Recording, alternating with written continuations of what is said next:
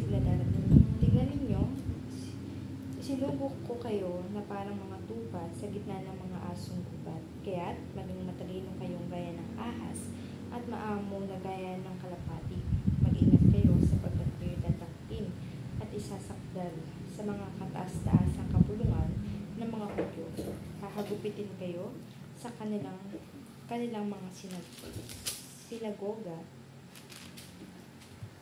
Dadalhin kayo sa mga gobernador at mga hari ng dahil sa pagsugod ninyo sa akin, upang magpatotoo sa kanila at sa mga hindi.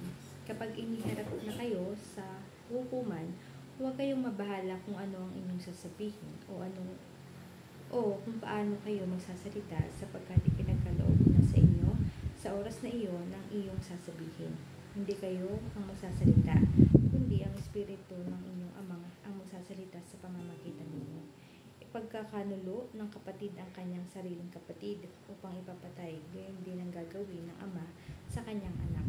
At lalabanan ng mga anak ang kanilang mga magulang at ipapapatay ang mga ito.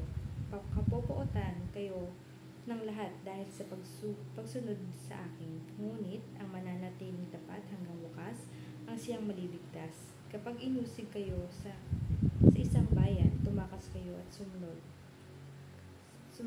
sa kasunod. Tandaan ninyo, bago ninyo mapuntahan ang lahat ng bayan ng Israel, darating na ang anak ng tao.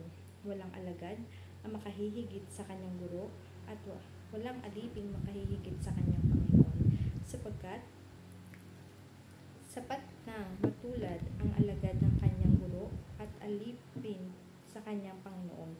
Kung ang ama ng sambayanan ang tinawag nilang Beelzebul, lalo nang lalaitin nila ang kanyang mga kasambahay. Basa na natin ito. Binasa mo ito, di ba? Dito pala tayo. Na-realize ko nung... Okay na, mag-ano naman eh. Para mamemeditate natin. Verse 26. Ang dapat katakutan. Kaya, huwag kayong matakot sa kanila. Walang natatago na di malalantad at walang nalilihim na di nabubunyag. Ang sinasabi ko sa inyo, sa dilim ay ulitin ninyo sa liwanag, at ang ibinubulong sa inyo ay inyong ipagsigawan sa lansangan. Huwag ninyong katakutan ang pumapatay ng katawan, ngunit hindi naman nakapapatay ng kaluluwa. Sa halip, ang katakutan ninyo ay ang Diyos na may kakayahang tumusaksa sa katawan at kaluluwa sa impyerno. Hindi ba't pinagbibili sa halaga ng isang salaping tanso ang dalawang maya? Gayunman, kahit isa sa kanila ay hindi mahuhulog sa lupa, kung hindi kalooban ng inyong Ama. At kayo, maging ang buhok ninyo bilang niyang lahat. Kaya huwag kayong matakot, higit kayong mahalaga kaysa maraming maya. Amen.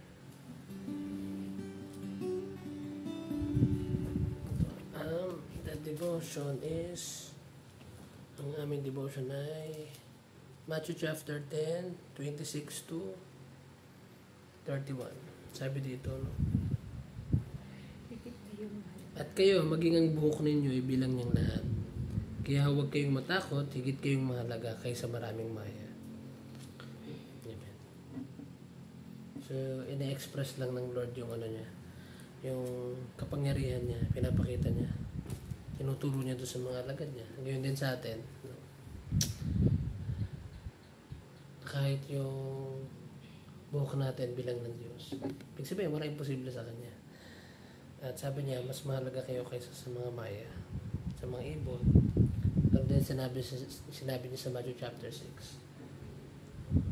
Kaya huwag tayong mag-alala, huwag tayong matakot. Sa paglilingkod natin, huwag tayong matakot. Sa pang-araw-araw natin buhay. Kasi wala imposible sa Diyos sa nagtitiwala sa Kanya.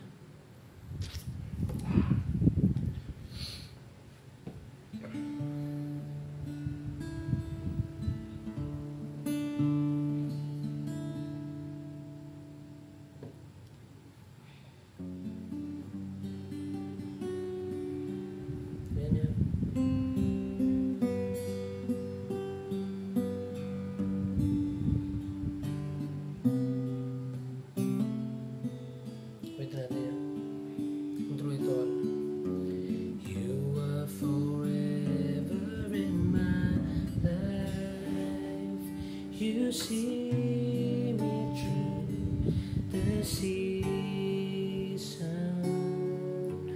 Cover me with your hands and lead me in your righteousness, and I look to you, and I wait on you.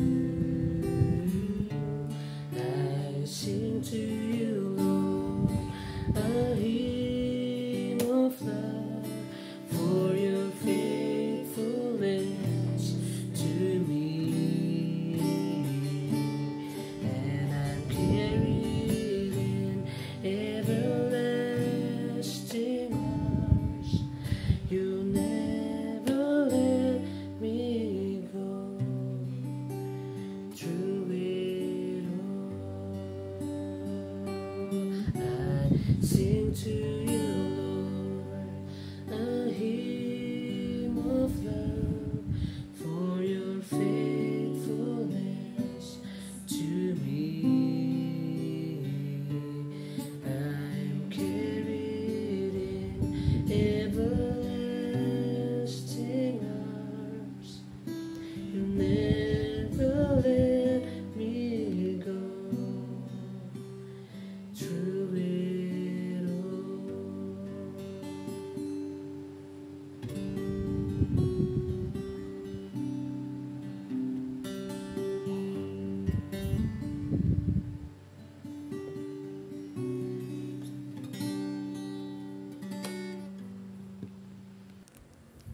So, yun na nga, nakapag-pray na kami. At yung word ng Lord ay sinashare namin sa inyo na sabi ng Lord, higit tayong mas mahalaga sa kahit anumang nilikha niya. Specifically, yung sinabi niya doon, yung sa Maya, higit tayo mas mahalaga tayo sa lahat, kahit anumang ibon. And example niya yan kasi nag-worry tayo about sa buhay natin, sa paglilingkod. Kaya sabi niya, walang imposible sa Kanya huwag tayo mag-worry. Patuloy tayong maglingkod sa Panginoon, magbigay ng buhay at magtiwala na alam niya yung gagawin niya sa ating buhay. Nawa, matuto tayo magmanalangin. I encourage you na mag-pray, magbasa ng salita ng Diyos, mag-devotion, at unahin lagi ang Lord para malaman natin yung kalooban niya. God bless you.